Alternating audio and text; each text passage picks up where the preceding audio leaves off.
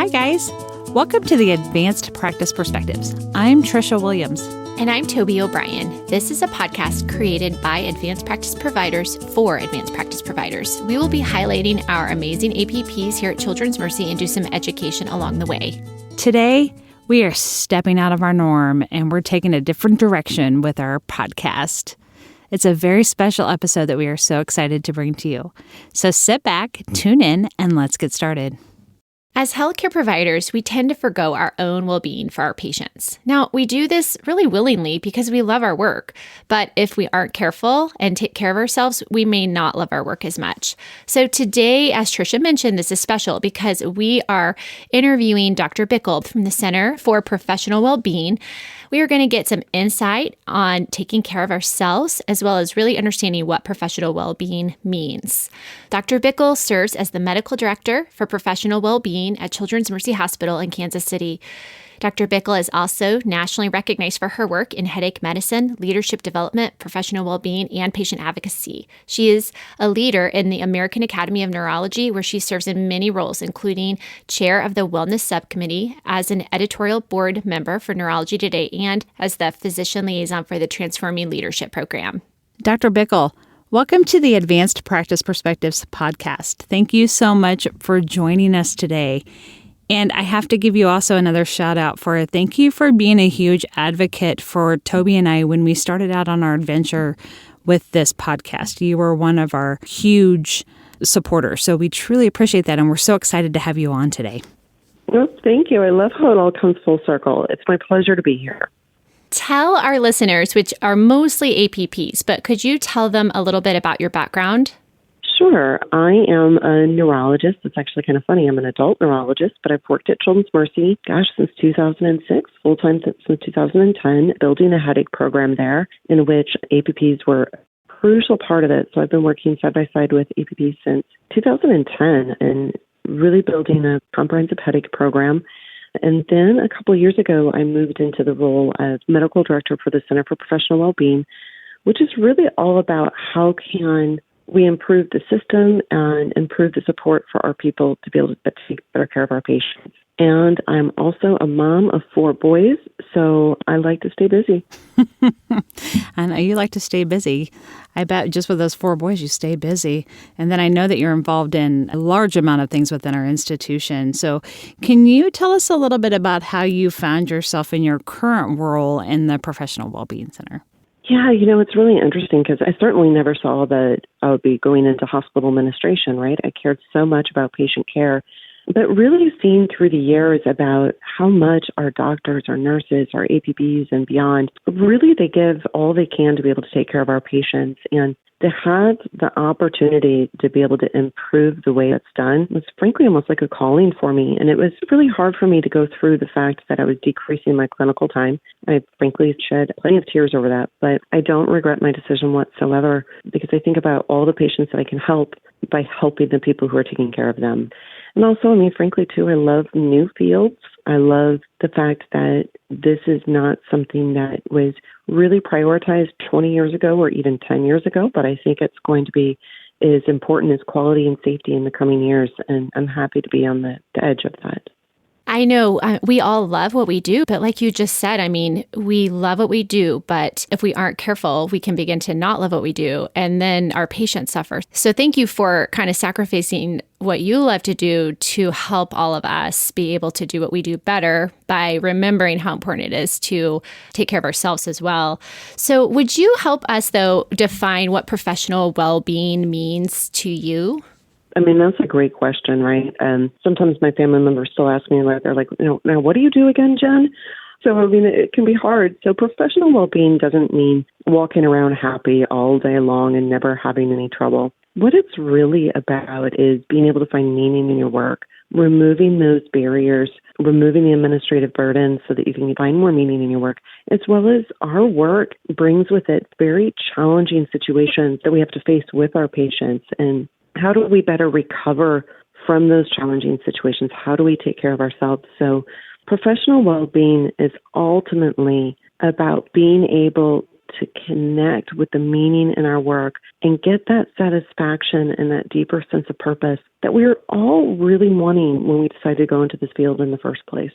Yeah, that's a very good definition. I love how you said in your prior statement that, you had to step away from taking care of patients, but you actually found that by stepping away and taking care of the providers and making sure that we're meeting that professional well-being, how many patients you are actually helping. And Dr. Bickle, it's huge because you're making us better and us more aware of professional fulfillment and things like that to be able to better take care of our patients. And we have I think we're almost at 450 advanced practice providers within our institution now that we took on some anesthesia assistants and some CRNAs. And so we have a huge group of advanced practice providers. And so when we think about that, what do you think that we're doing right to prevent burnout? Because that's a huge retention, right? So what are we doing right to prevent burnout and how can we improve it? And can you help shed some light on that? So, one of the things is the fact that I think some of the things that we do really well is that we do have a lot of support services available, either through the Center for Professional Wellbeing, and our HR with the EAP has many robust services. We also typically treat each other the right way, right? The vast majority of people at Children's Mercy really do find purpose in their work, and they really do enjoy the teams that they work with. The other thing that we're doing is, we made burnout the organizational metrics. So at the highest level of the organization, it is up there, right up with patient experience, right up with stewardship. It is up there in order to keep our people engaged and well. So I think that those things are incredibly important. I think that from the APP perspective, that there are challenges in the fact that the APP role is relatively new, right? Speaking, in very relative terms there. And I think that there's often a lot of confusion about what APPs can do, how they are best used, how they are best brought into the team, how they are best retained, and how their skills are communicated to patients. And those are frequent points of dissatisfaction for those who are in the APP role, which is unique and not the same as what you would see for maybe as much in physicians or nurses. You hit the nail on the head. I'm going, amen. That you're so right.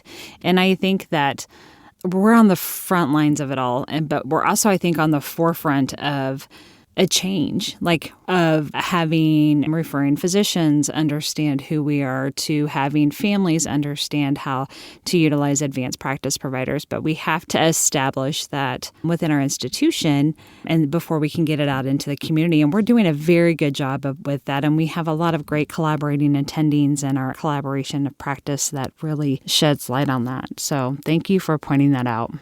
Yeah, absolutely. At the heart of it, it's all the collaboration of practice of how we work together as a team to best serve the needs of our patients. And I think that team approach often gets mistaken when people are just so focused on their own individual roles and titles and et cetera. So, yes. It sure does. I know probably most clinics, and at least in the ambulatory setting, since COVID, we sort of don't get to work in our same teams that we always had. So I know our section specifically is sort of missing that team aspect. So I was sort of wondering, as far as communication and team building and sort of sense of community and peer support, what do you think we could do within our, maybe even just our APP group, but even APP, doctor, nurse sort of team? How do you think we can improve that to create better job satisfaction for all of those involved? I think that's a great question, right? So loneliness was already an issue in healthcare workers even before COVID hit, right? Because of so much time spent in the computer, working at different locations. And so it was already an issue. And so now that those teams have been fractured in a lot more ways, one of the things that we have to do is actually become more intentional about adding back in social time.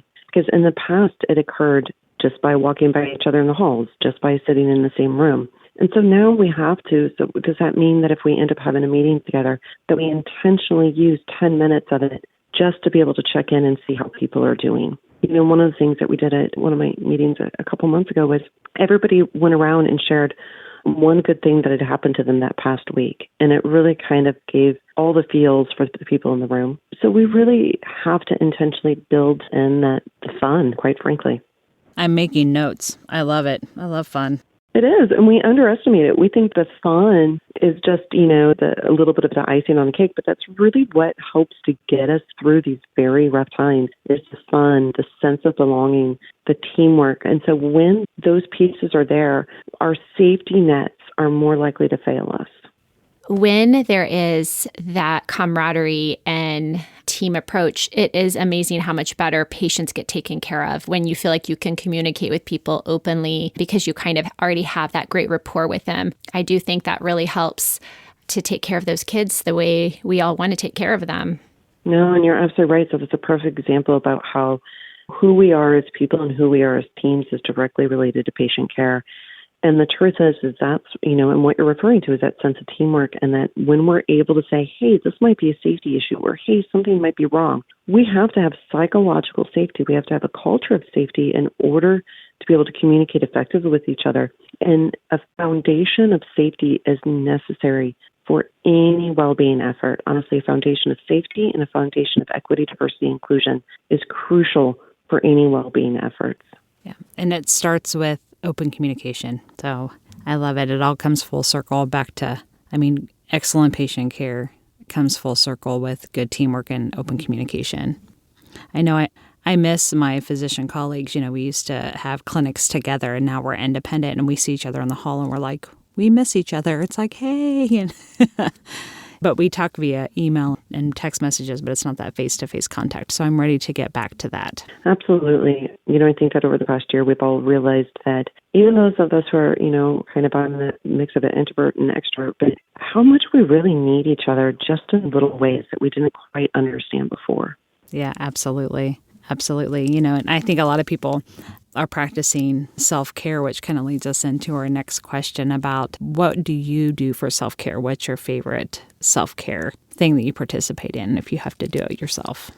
Yeah, it's interesting. I do like using apps on my phone like Breathe and really just little meditations. During the work day, we have a yoga mat in my office, and if the camera's not on, I'll try to get up and stretch for about 5 minutes every meeting at least so that I can move around. But honestly, probably one of the best things I do is I have a lot of different hobbies, but I love camping with the kids. We have a travel trailer and we go camping many weekends a year. And so it's really nice just to be able to get away. I love that you find time for that. Yeah. And I think we could all stretch. Oh, yeah, no. And that's the thing is that, but my house is a mess and my yard doesn't look well, right? So I sacrifice other things in order to find time for that. That's for sure. I tell people to outsource those things, right? You can't get the time back with your kids. You can't get that 5 minutes of stretching in your office, but you can outsource, the house cleaning and the yard and the car washing. You can outsource that. Or you can ignore it, which is what I do. Yeah.